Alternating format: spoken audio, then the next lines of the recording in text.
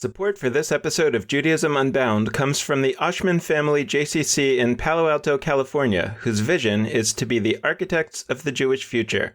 The Oshman Family JCC is an incubator for new expressions of Jewish identity.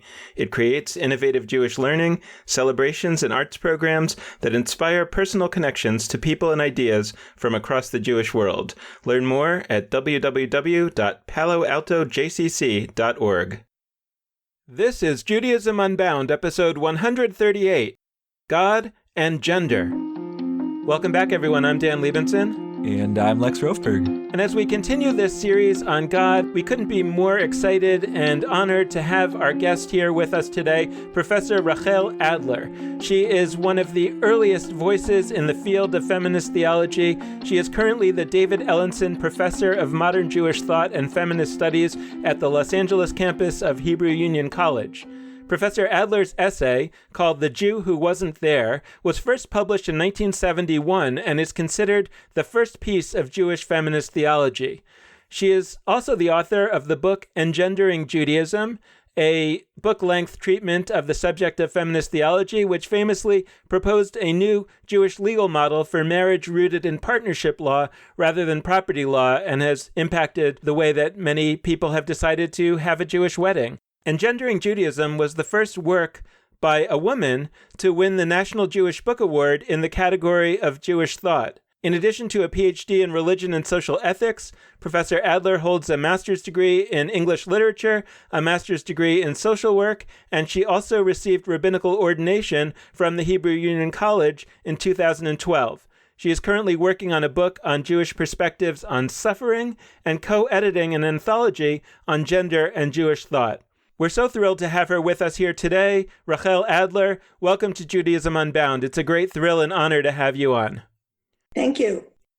So relatively recently, we ended the high holiday season, and it's in the high holiday season, I think, that a lot of us encounter a lot of God language, a lot of God talk, a lot of God imagery.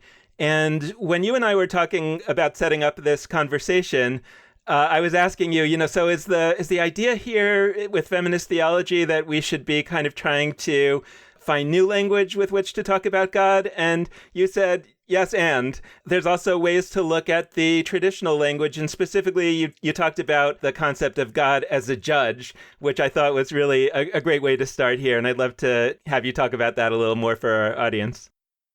I decided that whenever I invoked God as judge, I was going to think of a kind of divine equivalent of Ruth Bader Ginsburg. And when I think of God as judge, I would think of a kind of divine reflection of this human being that I know about, who is deeply compassionate, and I don't think would let me get away with a thing. So that really brings us to this question, I think is a good place to start, of metaphor. You talk a lot about metaphor in relating to God. And I'm curious if you could give us more of a sense of how that connects to feminist theology in particular. I think there's a lot of confusion when we talk about metaphor because people often are dismissive and they say, oh, it's just a metaphor. But of course, there isn't any just about it. If you look at sociolinguists like Lakoff and Johnson, or there was a philosopher named Suzanne Langer who talked about this long before Lakoff and Johnson, metaphor is deeply embedded in the whole process of using language, any language. We say, what? God is a rock? A pretty girl is like a melody? Yeah, these are kind of bizarre things to say. And that jarring quality or inappropriateness is the irritant that leads us to puzzle over what the metaphor means. It's kind of like the irritant that makes an oyster produce a pearl. The other thing that I think makes metaphors so perfect for God language is that all metaphors are contingent and limited. You'll never find a master metaphor that will render all the other metaphors unnecessary. If you think you found one, that's called idolatry. And when we are using language toward God, we're finite creatures using language toward the infinite. In chapter 3 of Ezekiel, this very wild, bizarre vision that he has of the divine court with these wheel creatures that are studded with eyes and all of the peculiar phenomena in that vision. I like to point out that the most important word in Ezekiel's account of that vision isn't even a word. It's the particle k, as if, like. When we really come face to face with the divine, with the ineffable, all we can really relate about that is it was kind of like, not what it was. Now, the problem about feminism and God talk is that it was basically or mainly men who created liturgy. The thing is, there are feminine images already there in Bible, which mostly they selected out when they created liturgy. For example, 2nd Isaiah has a whole bunch of feminine imagery about God. There's all kinds of kind of hidden feminine imagery in Bible. It's been pointed out that a lot of the imagery of God as an animal or a bird is in fact feminine imagery, because these are things that the feminine animal or bird does. It's female lions who hunt and lie in ambush. The bear who's enraged when bereft of her cubs is, of course, the female bear. The eagle who carries the young on its back is, in fact, the mother eagle. And all of those are kind of masked in the Bible because they're given masculine grammatical gender, but in fact, these are feminine images. If we could recover their femininity, that would be a good thing. There are all of these places where even in Hebrew, which is a kind of binary gendered language, you can't tell the gender of the speaker. It's fascinating to me that happens so much in Song of Songs. It opens up the possibilities for Song of Songs as a source for people who are genderqueer.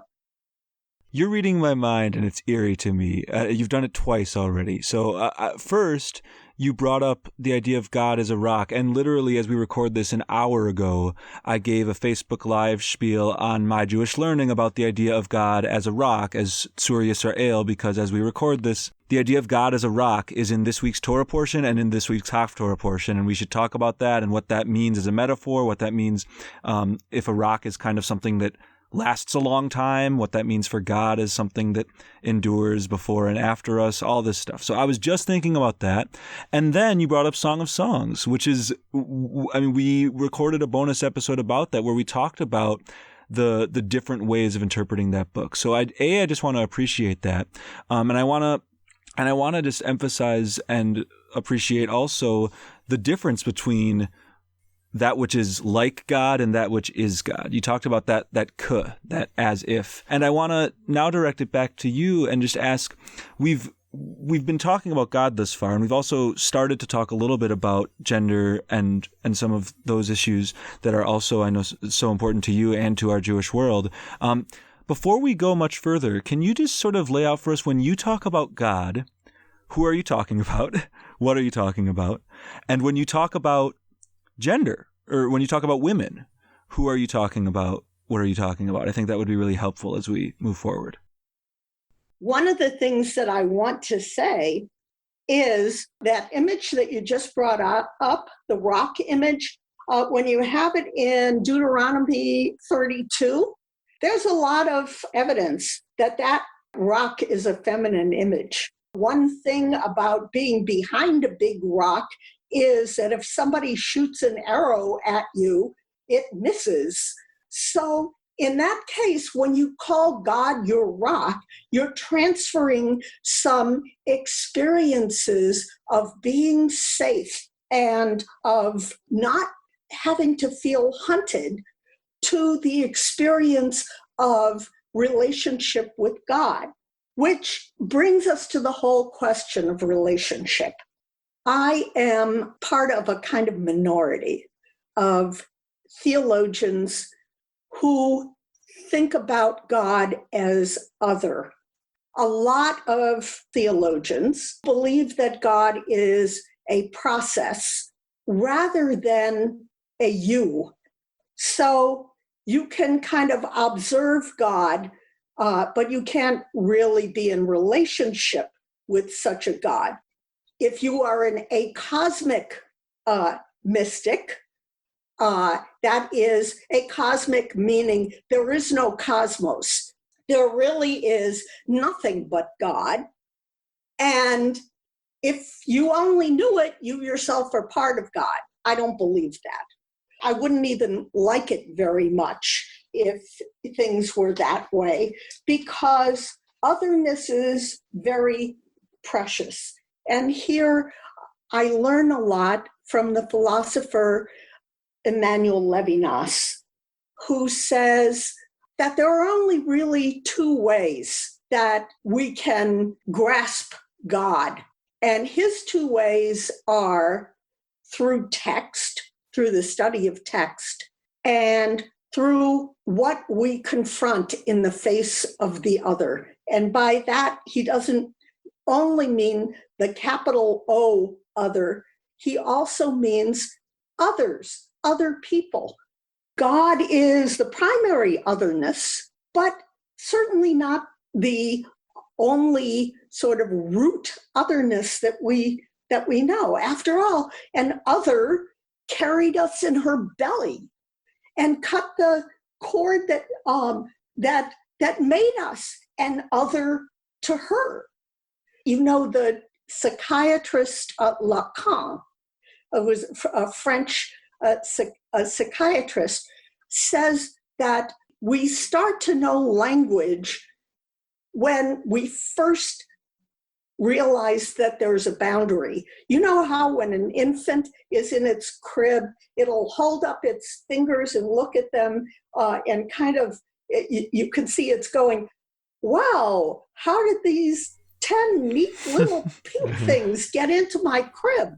And it doesn't have any sense of where it begins and ends and where there's an other. But one day it realizes that the other that diapers it and comes and feeds it is in fact not part of me, but somebody else. And for Lacan, that's the primal shock that shocks us into language. Holy shit, that's somebody else. I better learn how to talk to it. I'm so interested and inspired by what I've heard you talk about in terms of that how important it is to understand that feminist theology is not for women. Feminist theology is an approach that ultimately is critical for everybody. And I think that everybody falls into two categories. One is men, and one is that we have come to understand the category of women as much broader, much different, much more varied, perhaps, or I'm not sure what the right adjective is to say, but different from how many people imagined it in 1971 when you wrote your first famous article, The Jew Who Wasn't There, talking about where are women and in our tradition. So I want to ultimately get there, but I thought it would be great to start to start with, let's say, the first wave. I don't know if it's the first wave of feminism, the first wave of your approach, but really the focus on where are the women in all this, which I think is what brought you into this work in the first place. And it actually, I was recently teaching, I do an alternative text study on Yom Kippur for those who aren't inspired by the worship services. And we were looking at the traditional Torah reading for Mincha, for the afternoon service on Yom Kippur. And it's all about all the people whose nakedness you should not uncover. But what struck us all was that the reason given for most of the prohibitions is because that nakedness of that woman belongs to a certain man. And that it's not because she has dignity of her own and that needs to be respected. And so it really struck me, how much, and struck all of us, how much certain Jews kind of weren't there as people. They were there as property. And that was really the subject, I think, of your first major article. And so I'd love to get an understanding of you about sort of how did you sort of come to this awakening, this understanding, and also, really importantly, I think for the agenda of our podcast, how did you have the boldness to state the truth directly? Let me try to say something about gender. I think it's very important to define our terms in order to go forward. In 1971, I didn't know some of these things about gender. It's a learning process. And here's what I've come to understand, not just theoretically, but by meeting other Jews who didn't fit into the categories that I had. And that is, gender is a way of categorizing human beings. And gender is not just a kind of assigned, it's not like a label on your forehead, it's enacted through all kinds of things, through our posture, through our body expressions, our walking, our talking, our gesturing, our use of language, our dress. And I want to distinguish that from sexual orientation, which means the direction of our sexual attractions. There are, in fact, two different ways of understanding gender. One of those ways is what's called an essentialist model.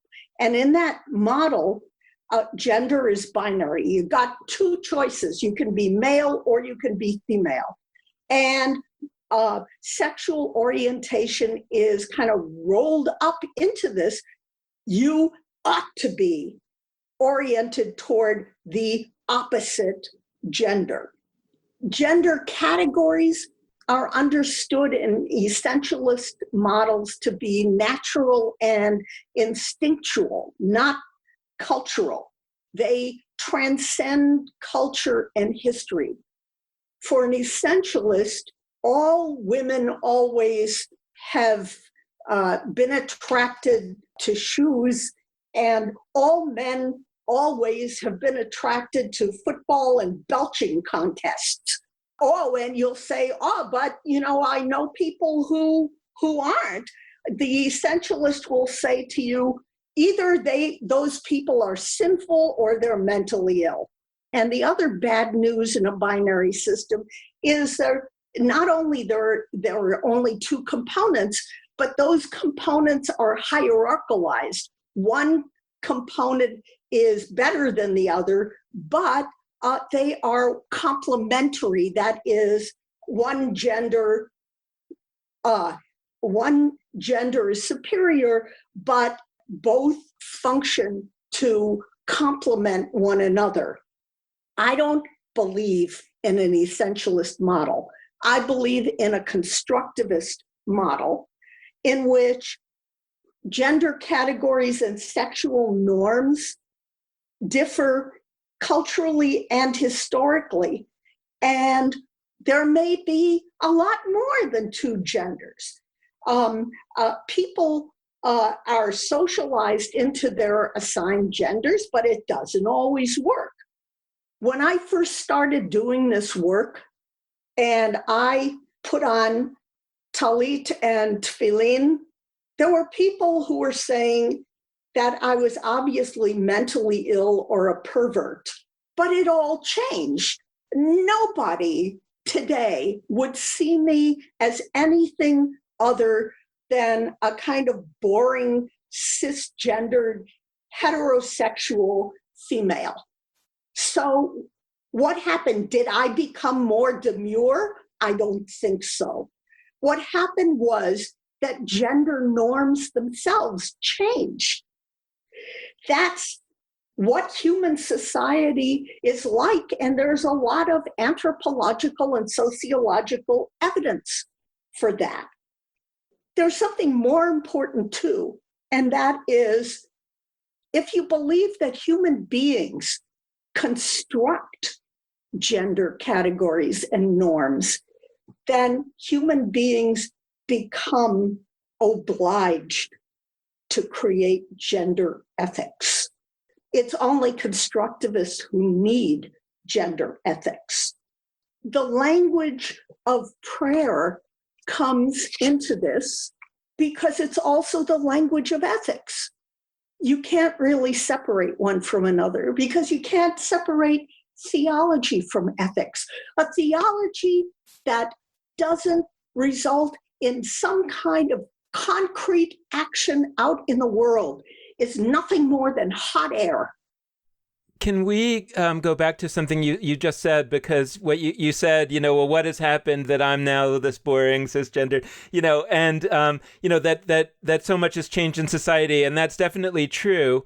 But the other thing that I think is also true, and again, I think that we're taking a slight detour from the theology question here. And I mean, maybe I'm looking for a little mentorship for myself, which is that one of the things that happened was that you and Judith Plaskow spoke up.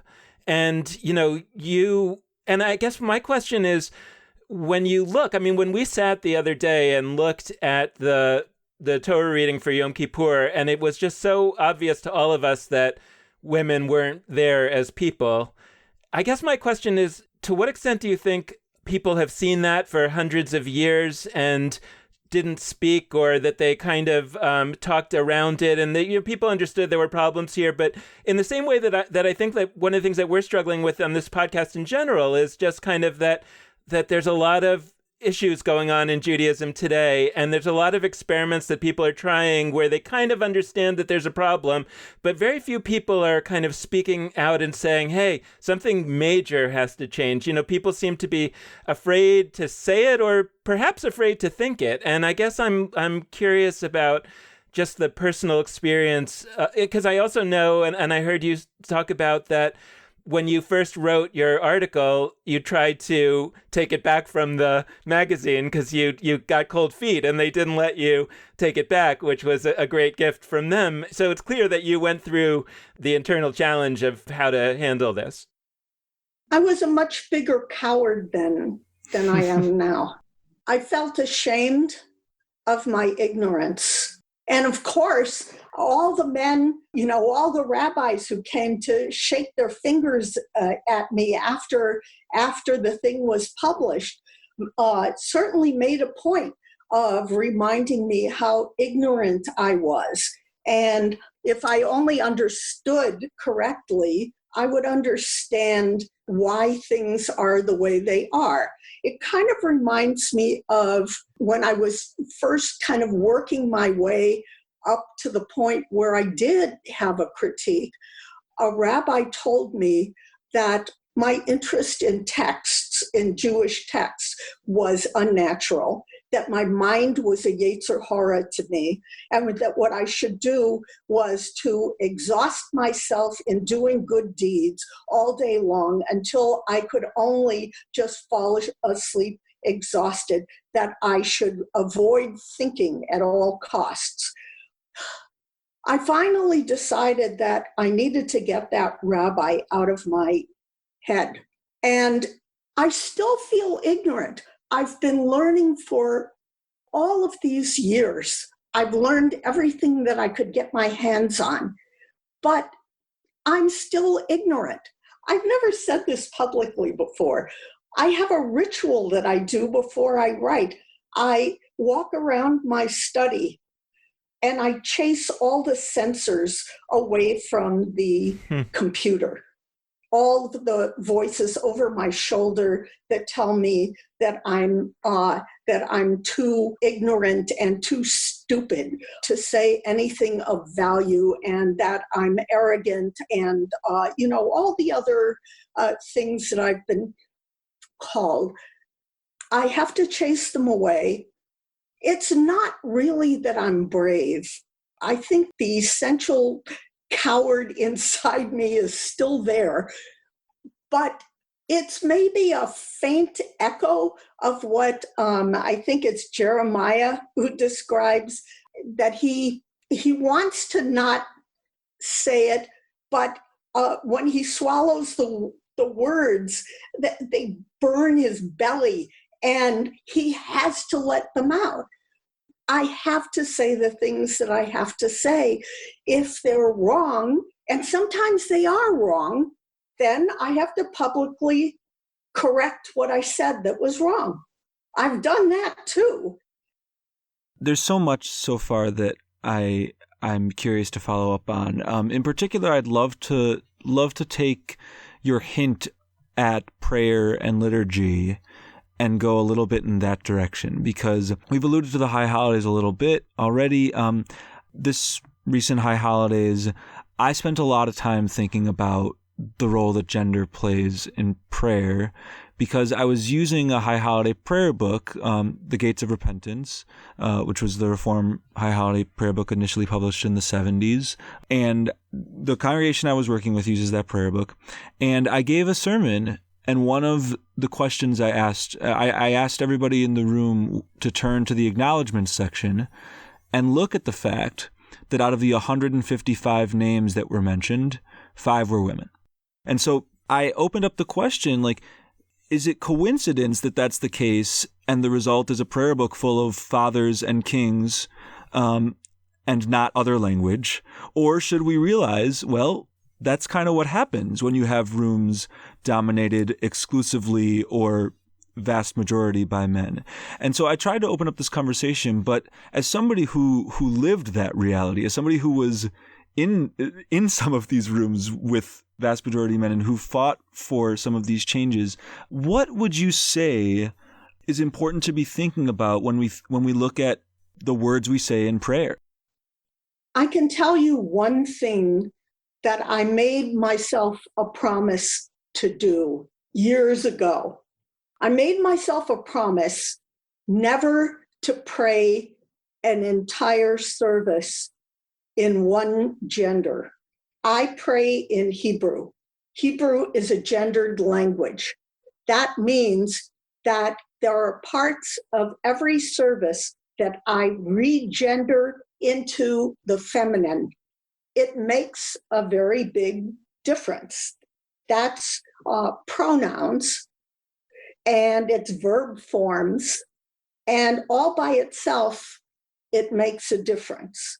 It's a good place to start, I think, because you can get into a kind of essentialist morass when you decide that there are certain things that are essentially feminine and others that are essentially masculine. What you tend to get is that there are kinds of feminine prayers that you get in creative reform liturgy, in which the feminine God is invariably nurturing and loving and kind of a tidy little housewife God.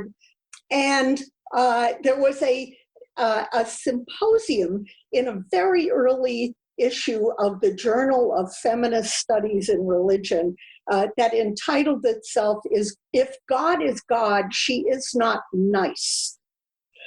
I mean, think of those feminine images in the 3rd chapter of Lamentations, in which God is the female lion in ambush, the female enraged bear bereft of her cubs. We can't stereotype God. That's a big problem in creating new liturgy. It's not an insurmountable problem, but it's a problem that has to be confronted. I just saw the movie Dogma. I don't know if either of you have seen the movie Dogma, but God, it's one of the only movies I've ever seen where the character God is played by a woman. It's actually a young woman, which differs from the typical, old male figure like Morgan Freeman in multiple movies, I think.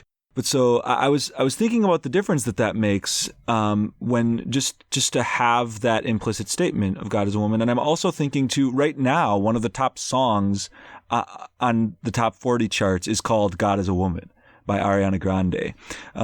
So it's clear. And I mean, Dogma came out in the 90s, I think. Ariana Grande is singing now. I mean, it's clear that what you're talking about in terms of reconceptualizing language, it's had some effect to the point that in pop culture we see this. But I guess my question would be, okay, we've taken some positive steps, maybe liturgically, otherwise. Let's go future tense. What do we still need? Where have we not done what we need to create the kind of Jewish feminist theology, or just the kind of Jewish world that we need to have that really values people of all genders equally?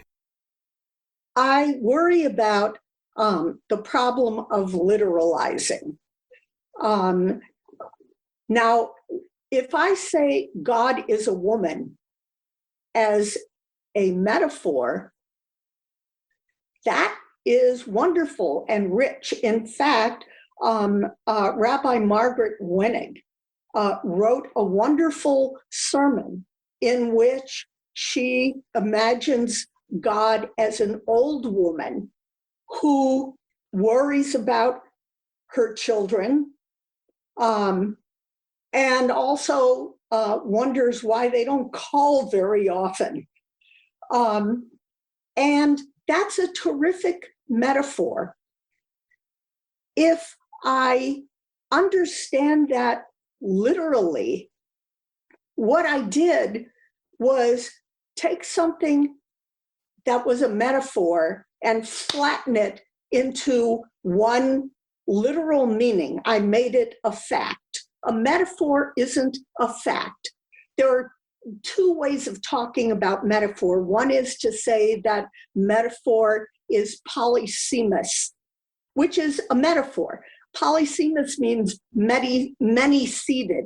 If you imagine a metaphor being like a pomegranate, you open it up and it's full of tiny potential metaphors. And if you planted them, you would get whole metaphor trees. Or you could say metaphor is multivocal, and that's an auditory metaphor. If you imagine all of the resonances of metaphor shouting out at you, that's also a wonderful image. Literalism kills metaphors. There is a problem about a kind of idolatry about fact, as if only what we can comprehend in some way or document in some way is a fact.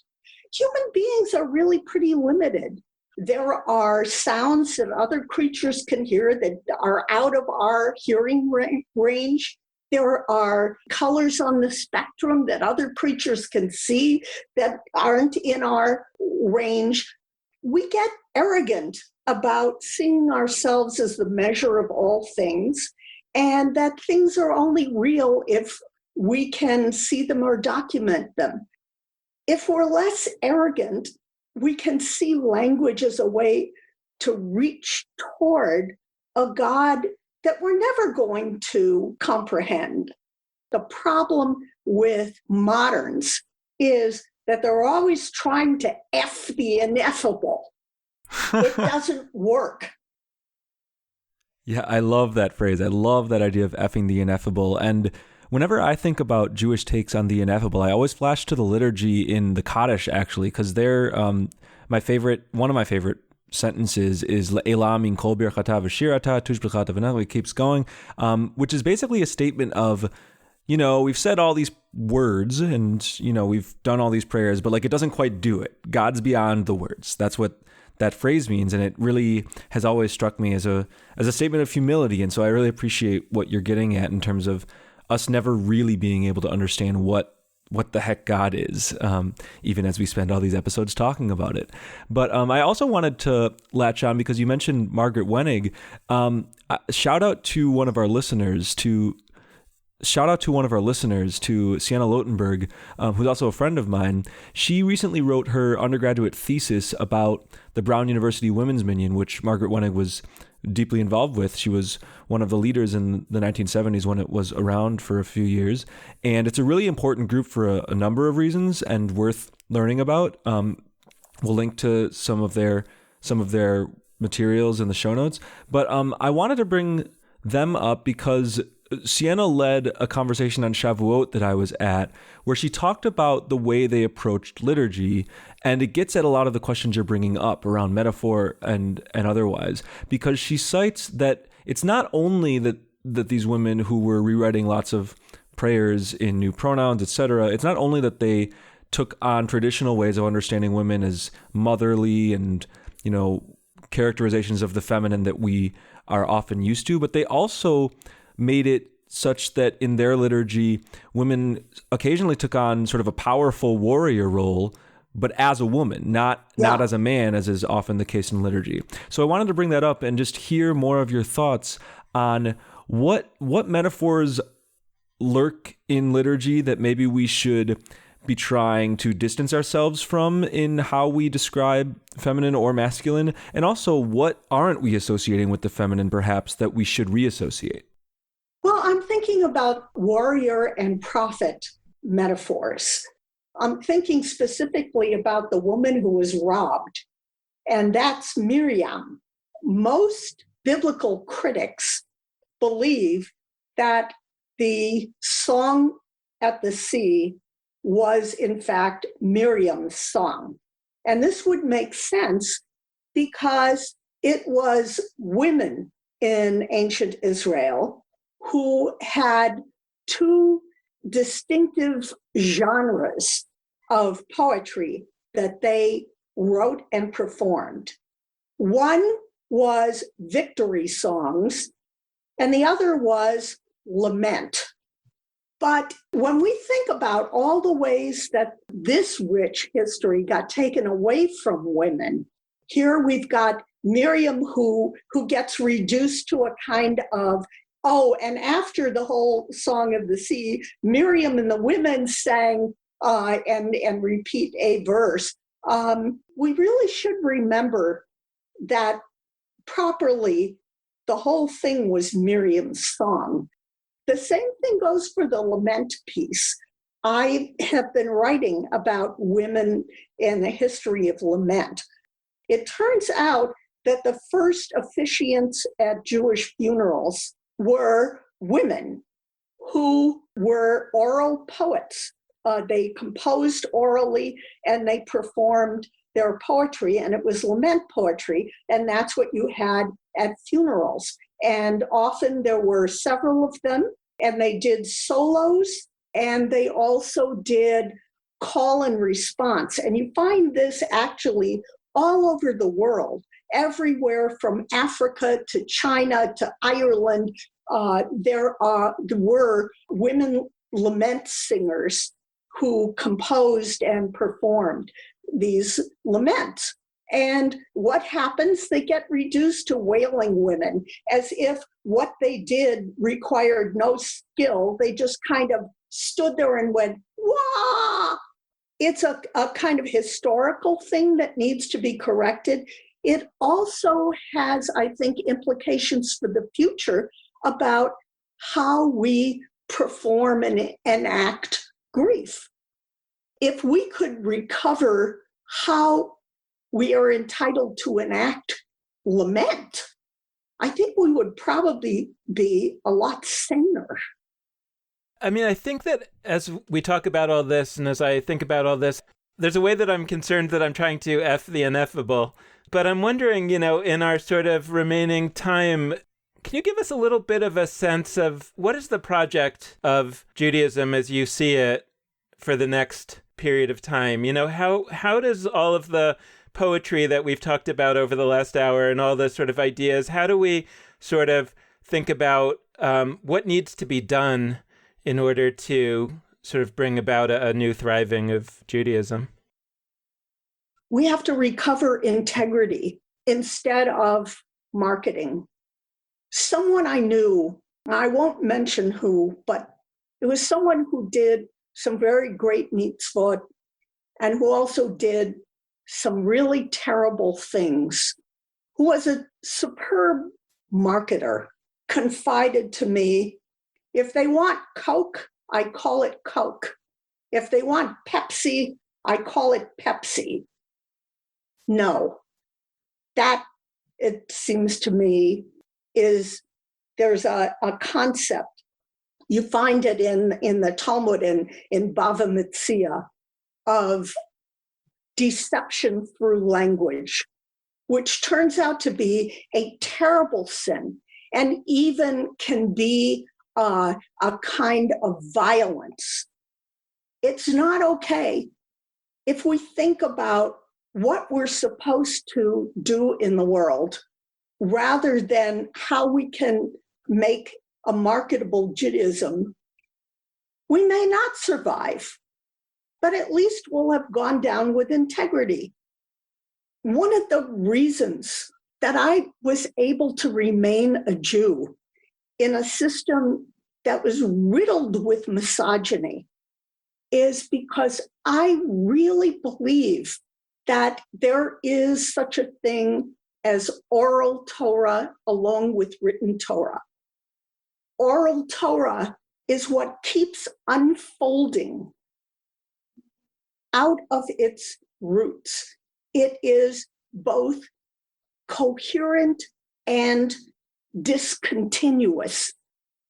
It introduces new things, but it keeps trying to weave them back with the things that came before, just as the Mishnah creates something new and unprecedented, and then the Gemara tries to weave it back and make the story coherent. I think we do the same thing.